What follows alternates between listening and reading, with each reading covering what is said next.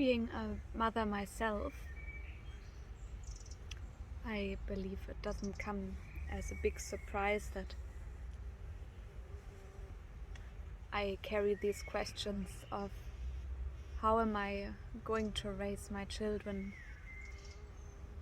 aware of this reality and in line with the universe and with God, with Spirit. How can I assist them to become the best version of themselves in this world without getting lost in this game of life? And I don't have the answers and I don't have the plan because I'm walking this road and I'm at the very beginning still. But I do find myself finding it easier to see a way when I dismantle this reality that we live in and return back to this original beingness, this raw self, this raw beingness that we are when we are born. And it helps me understand my children and myself and the whole world around us. And I find it very beautiful to walk this journey because I believe that truly having children is the greatest teacher you can ever have, is, in my opinion, so far. I do believe that for everybody there's their own journey and their own different paths how to learn the same lessons and how to come to the same realizations and the same awakening in a way. But I do see that having children is both giving you the biggest struggle to stay present, and at the same time the biggest opportunity to be present, because you have these when we are born in this raw beingness, and we come into this world without any concept, without any format of who we are supposed to be or what's going on in this world, how this world works, and what's going to happen now that we are breathing in this world, in this reality. And we are arriving in total surrender. We are arriving in total surrender to that we, in the faith that we will be provided for, in the trust that those who are our guardians will care for us and will protect us and will love us and nurture us and help us grow in this world, in this reality. And this raw state of just experiencing what is going on around us and experiencing the beings that are there caring for us and their reactions and how we are discovering this world that we live in, that is like this raw state of beingness, and that is the core of everybody of us, and every one of us has been there and is still there. However, as we grow up, we are obviously confronted and also raised by mostly societies and our guardians wherever they are. It really doesn't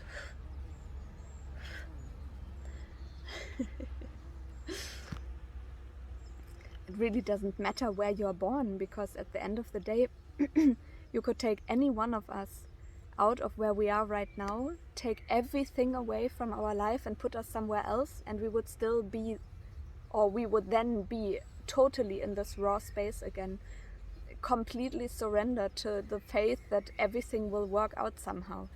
And I think this is to have this realization that we are only that at the core, and everything else that is built around it is this identity and idea of this figure that we are playing in this game of life around us. And I believe that it gives a lot of freedom and a lot of relief to some degree, because you understand that everything around you is a game in a way. You know, when you look at your children and you see, like I can see with our children, they constantly want to play and have ideas of what they can play, and they love role games and want to dress up and be something else than they feel they are, and become these figures and these characters in their own little world and game. And the reality is we are all doing that. We are all playing this game together. Wherever we are in the world, we have decided, let's play this game here together, of being this society, of being wherever, even if you start in the small family sense of being a mother, or of being a father, or a husband and wife, or of being the profession that you're doing, or of being someone who is this way or that way. It's all, all part of this role and this character that we're playing in this big, huge game of make-believe that we have all agreed to play with each other.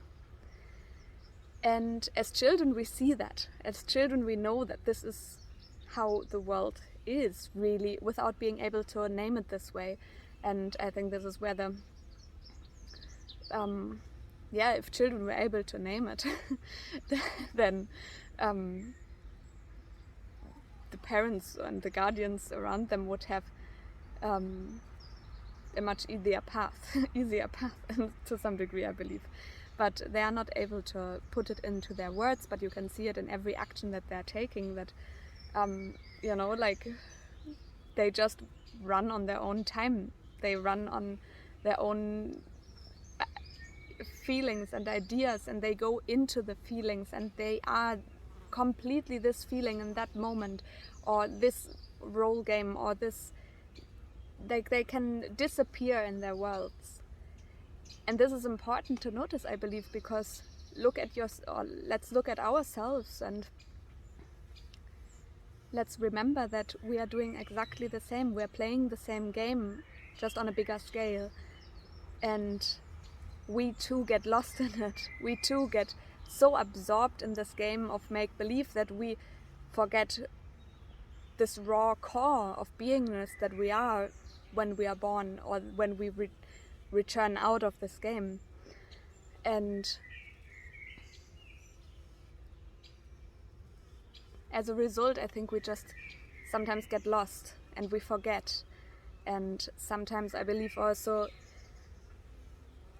you are raised often you're raised in a way by your guardians, by your teachers in life, and the society surrounding you, and the community surrounding you, that everybody is mirroring back to you that this is who you are, and you mirror it back to them. And this is where we are creating this reality that's kind of which is a game, which is just like a big idea of what we can do with our life. But we can also at the same time go somewhere else and play a total different game on a different board in a way. And wherever you go, you will find though that there's rules and structures and understandings and beliefs in this community and surrounding and society that help you follow this particular part of the game and fit into this. And it's so easy, like when you look around you, it's so easy to see that people can get really absorbed and lost in this and forget that they are not that figure and that character in this game. They are playing this role in this world, and that's okay. And it's very important, I believe, because it's the same when you look at a newborn baby and at a child. If you would take away that society, and if you would take away those guardians and this love and this nurture and this care, then they would not be surviving.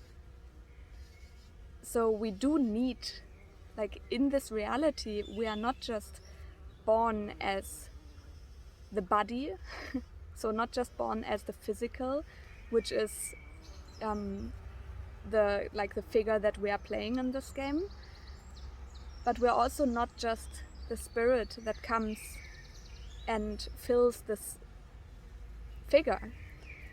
We are in this reality a mixture of both, and therefore we must make space for all of these parts inside us to find balance and to find what they all need to be in harmony with each other, and to become the vessel that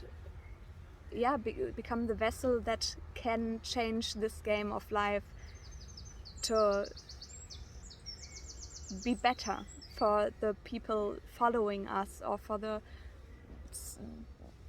surrounding around us, for the nature, and for all the beings that we're sharing this earth and this game that we're playing with.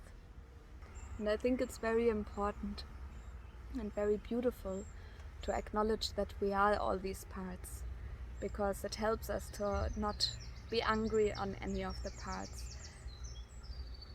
We accept that the mind is a tool and not something that we need to get rid of, even though it's very dangerous when the mind takes control, because that's where we do get lost, and where we believe that this physicality is everything and we only believe the reality that we are playing here. And at the same time, I believe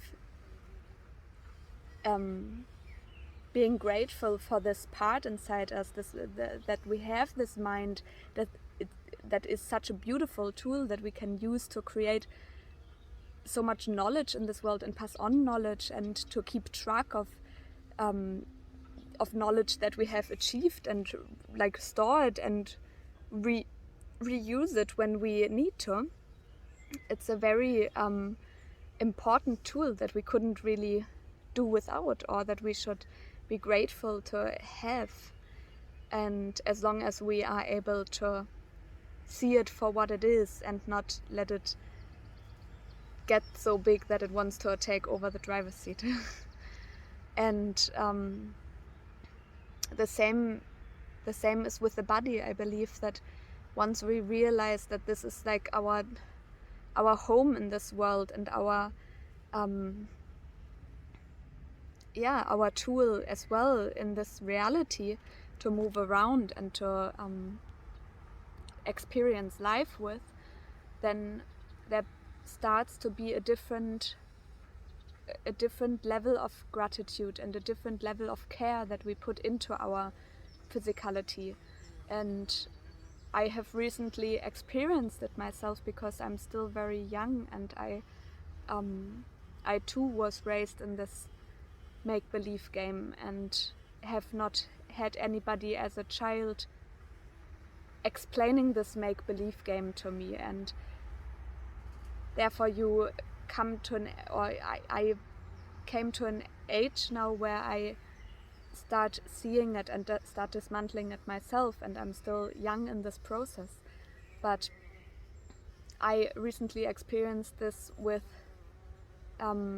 my body and with the physicality, that the whole childhood and youth, when you're growing and your body is changing, you're not giving any thought really to it, because you're so much in the moment and so much in figuring out still this world of make-believe and this game of make-believe that everybody is playing together, that you don't really yet have stood beside it or above it to take a distance from it and experience, find this distance so that you can experience and see how it works.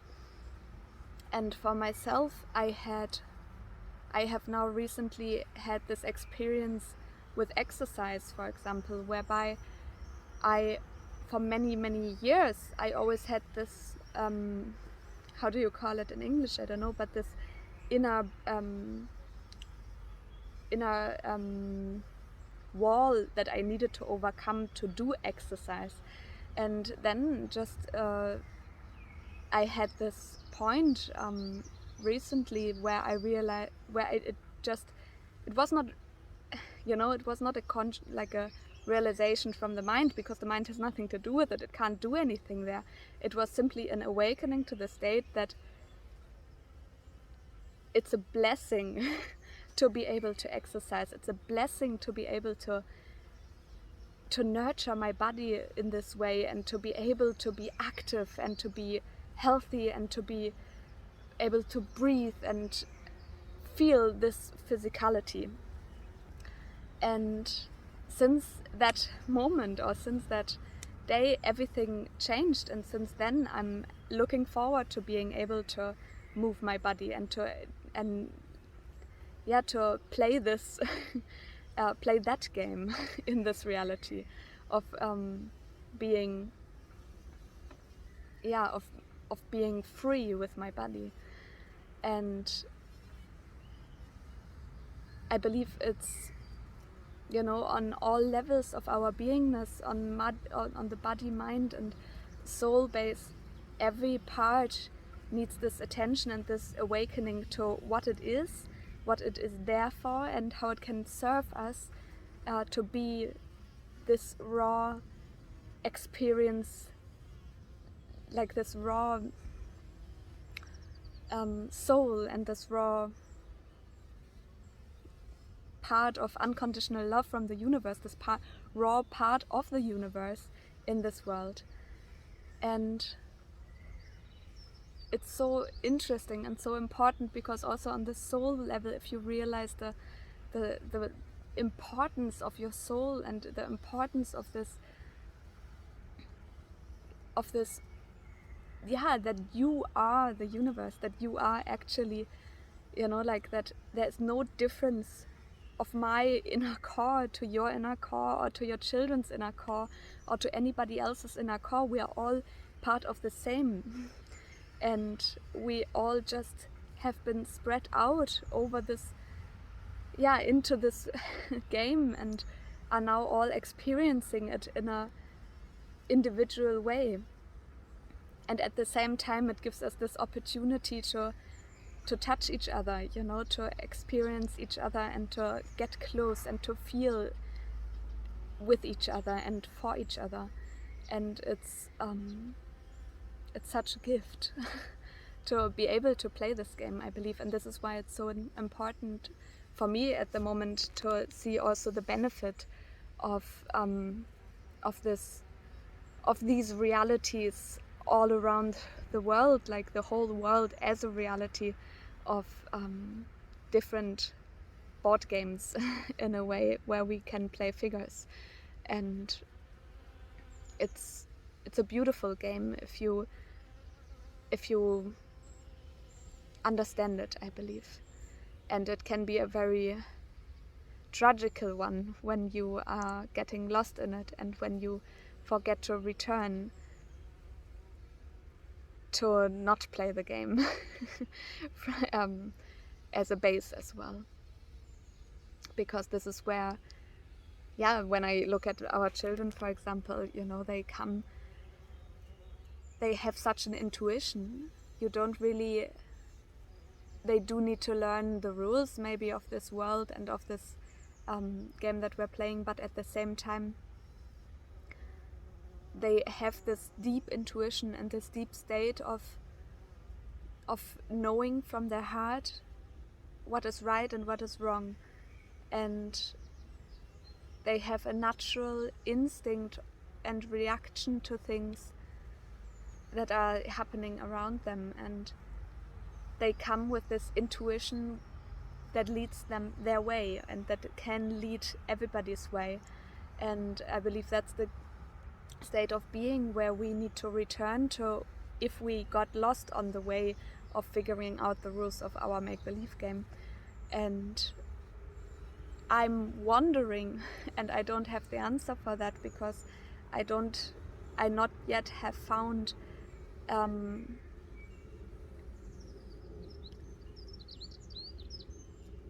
someone who was able to tell me how they experienced it different maybe in their childhood. But what I wonder about is what happens if we raise our children in a way where they are understanding this game that is played in the world, and where they are understanding this structure of their own beingness, and where they can understand that how body and mind are tools and helpers, like their best friends that they can make use of whenever they need to, and at the same time they don't need to become that. And that's why I'm saying it's such an exciting journey to be a parent, and it's such an exciting journey to watch a child grow into this world, because it's not, you cannot compare it to anything that I've ever experienced, to watch a child from being born growing up. And I'm so excited to see what will happen, and I truly hope that I can just assist them to find, like, to always keep the connection to their raw beingness, and to have fun playing this game whilst understanding that it is a game, if that makes sense. And it's a very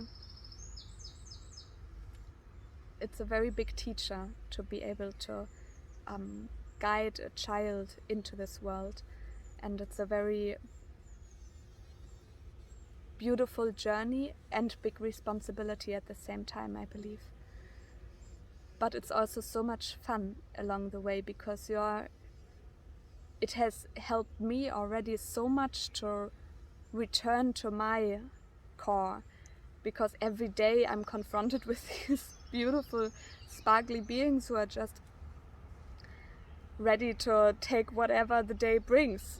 And that truly is what all of us can wake up with.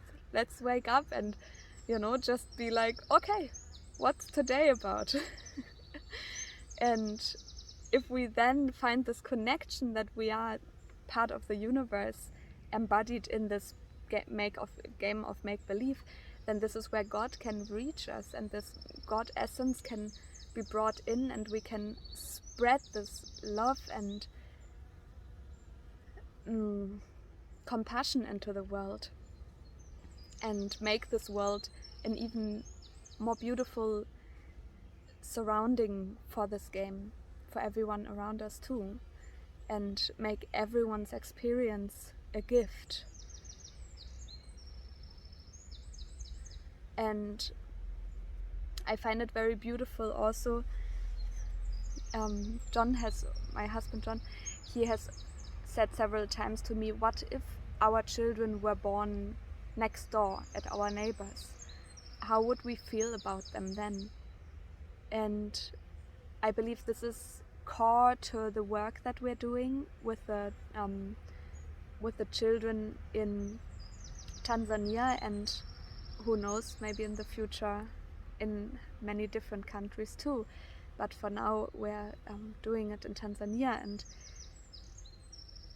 you know, we can get into such an absorbed state of this world and this reality and this game of make-believe that we forget even about our next door neighbor, that we forget maybe even about our husband or wife or children, because we are so absorbed in this role and in this character that we're playing, that we forget to connect on a true heart base with each other. And at the same time, when we are able to access this true heart base, then we realize that we can, with this, on this level and on this base, we can access anybody in this world, and we can reach anyone, and we can open our heart to anybody. And when we open our heart to anybody in this world, then we make space and we create space for healing for them, and we allow this seed to grow where there is change and hope for so many people that are caught in a space where they can maybe not even see the reality of how this reality works, because they are so caught up in the early state of having to be total surrender and faith that they are going to survive, because it's all about survival and all about getting to the next day and making sure everybody is still alive the next day to some degree, that they don't have this luxury that we were able to create for ourselves and for our children in this part of the world, in the West. And I believe it's such a big gift to be able to change reality in this way and be this change, like bring this change into this world. And we can all do that together, and we are doing that together with everything that I can experience in this world. And I believe that there are so many more happenings around the world where similar things happen. But I can see since years this love and this compassion being shared, because people are returning to the space, and because people are returning to this original rawness of themselves, where they give up this idea of this make-believe game and accept that they didn't choose where they are born, and they didn't choose what what happened in their life, or the circumstances, the blessings that they got. They happened on their journey through this game, and it's tools that we can use to either change this game for the better, for as many as we can reach with that, or we can choose to just comfort our own situation, or to even let it all go totally unnoticed. And it's so beautiful to be able to see what can spring forward when you are returning to the space and accept it's not really mine, it has never been mine, and therefore I'm free to give it, and I'm free to pass it on. And the blessings that we receive are the blessings we are going to pass on, because it's a constant coming and going, and a constant giving and taking, and sharing as a result. And this is the beauty that I can see with the work that we're doing and with the children that we are reaching, because they are all our children, because the physical child that I'm carrying in my belly this very moment could be any other child too, and it could be born anywhere else, and I would still love it, And if I can connect to this love, then that is the trust and the faith that every single child brings with them into this world when they are born, and when they don't know who is going to care for them now, and whoever it is, they just surrender in total faith and in total love for this person, that everything is going to be all right. And this is the same love that we can pass back on, that we can, as a baby, we are the recipient of this situation, and as we grow older, we have the blessing to be able to give this love back. We can give this love back to whatever child is in front of us. We can accept where they are and who they are, and help them understand this reality, and help them to understand where they are standing and who they are right now and who they can become, and be with them. Simply be with them in this state and in this love, and just exchange love and let it grow even bigger because of that, and see what happens, what springs out of that. So yeah, I just wanted to share that because it's one of the for me, most important and interesting topics, really, because it's such a huge part of my life and of my make-believe game that I'm playing as a mother. And at this very moment, at this early young age of the children that we are blessed to care for. And I hope that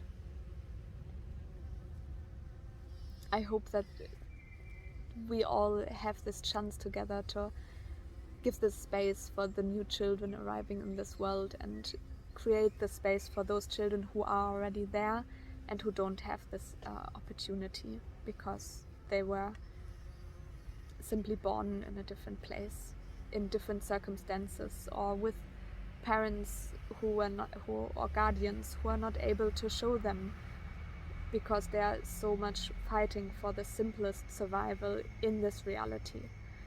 And we can amend that. We can make this change in consciousness, and we can make this change in development, and that is truly amazing, that we can actually create and change this world. So yeah, much love. Bye guys.